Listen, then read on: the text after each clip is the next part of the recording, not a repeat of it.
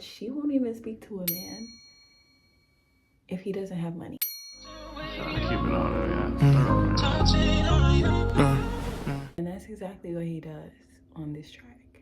Rodarius Marcel Green, born August 27, 1998, in St. Petersburg, Florida, is known for his melodic and emotional rap. If you look a little closer at his lyrics, you'll see the genius behind his songwriting skills. Bahamas light work, Turks might work. In the opening, Rod refers to Bahamas as light work. This Florida-born rapper is doing more than just flexing his ability to take a trip. He's setting the stage for us to understand what it means to pursue a jet-setter woman. St. Petersburg is about 254 to 270 miles from Miami. That's about a 5-hour drive. Miami to the Bahamas is 55 miles by boat to its closest point.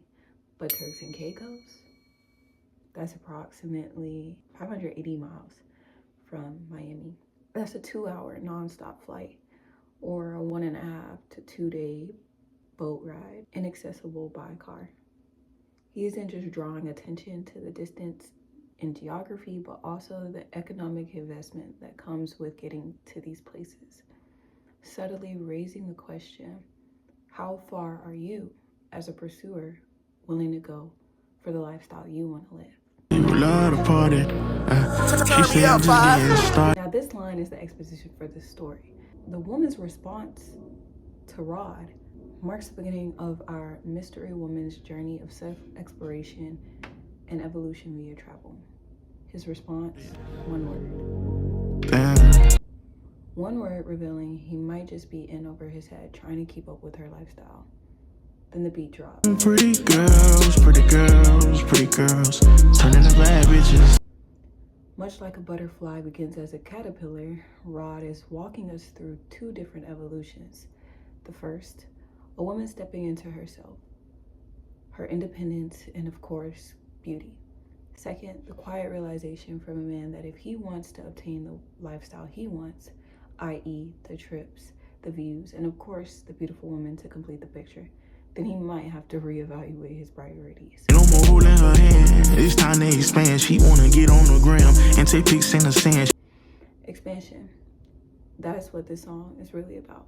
Rod's analogical use of the geographical distance between Miami, Bahamas, and Turks highlights the call to release what's familiar and seek something new, and that demands more from one's self.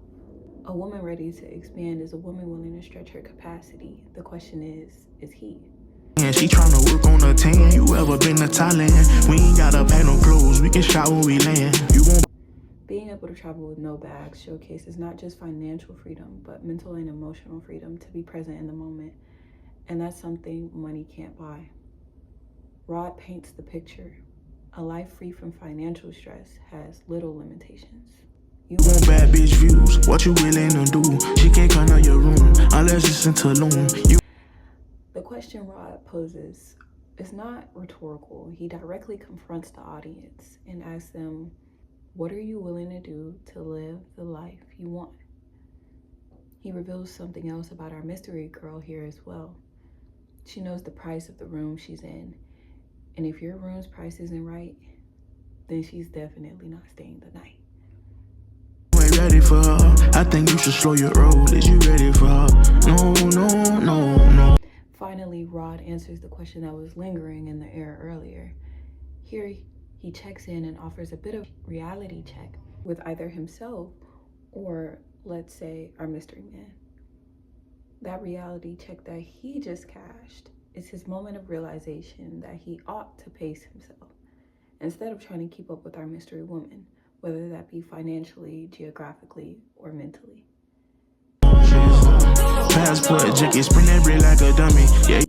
This is the first time Rod puts a name to our mystery woman's sporadic travel and financial behavior, calling her a passport junkie. Spin that bread like a dummy is a call out to both mystery man and woman, highlighting how she goes through copious amounts of money to fund these trips and how he is frivolously spending around her because he's pursuing her. Yeah, he met on Sunday, was in the airport by Monday. The two are both moving way too fast, and they know it because somehow they end up booking a flight and traveling on the two most expensive days to book flights. Here, Rod confronts the instantaneous connection they have that's fueled by intensity and maintaining proximity to each other. If you really getting money, take that girl out the country. She like, because that's fun and taking shots getting blunted. Real money is more than how long your money spread is. It's about how far it can take you. What level of luxury can it provide you with? And Rod makes it clear here that international travel is a purchase that opens doors, provides insurmountable experiences and connections. He switches gears a bit in the second line, highlighting a level of irony that yes, our mystery girl wants to travel and do new things and go new places, but has a set definition of what fun is, eluding something that's never changing, taking shots and getting blended. I do whatever for your love, it ain't no leaving me. Spend $1 million in a month, who won't compete with me? Finally, Rod admits just how far he or our mystery man is willing to go. He answers he'll do whatever, and even though he attaches a monetary amount to it, he has a level of grandiosity by saying $1 million a month. And that's intentional, because by setting the price so high, he literally puts himself in a different bracket from possibly going head to head with her other suitors. I might take her to Paris, fly with the whole family. He rented a yacht and took her to Miami. Here, Rod does something very pivotal but crucial. He says might. Notice that in the previous verse, Rod said how far he was willing to go, and now he poses it as a hypothetical. This line here represents the disruption of his overinvestment in real time. As listeners, it shifts the tone from longing and urgency to pure fantasy and imagination. Once again, showing us just how much he's thinking of her and taking her life into consideration by going so far as to include her whole family. The other suitor, on the other hand, kept her close and gave her something she could likely have provided herself. The predictable route, the familiar option. Listen, listen, listen. I love Miami. But she don't wanna go no more. She don't want to go no more.